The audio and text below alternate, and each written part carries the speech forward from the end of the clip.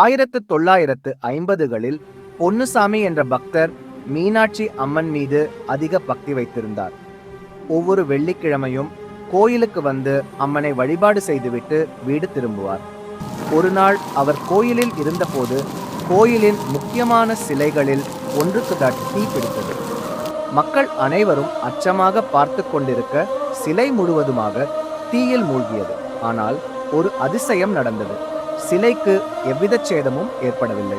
இந்த சம்பவத்தை பார்த்த கோயில் நிர்வாகமும் அப்போதைய பண்டிதர்களும் சிலையை ஆய்வு செய்தனர். சிலை தீயில் கரையவே இல்லை, எந்த மாற்றமும் ஏற்படவில்லை. இது ஒரு தெய்வீக அதிசயம் என்று மக்கள் நம்பினர். இந்த சம்பவம் பிறகு கோயில் வரலாற்றில் முக்கியமானதாக மாறியது.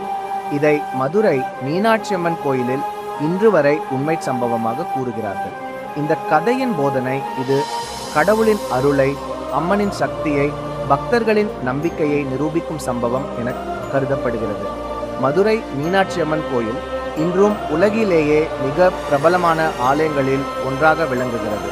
இது போன்ற பல உண்மை சம்பவங்கள் தமிழக கோயில்களில் நிகழ்ந்துள்ளன. மேலே சொல்லிய நிகழ்வு மதுரை மீனாட்சியம்மன் கோயிலில் நடந்த அதிசயமான உண்மை சம்பவம்.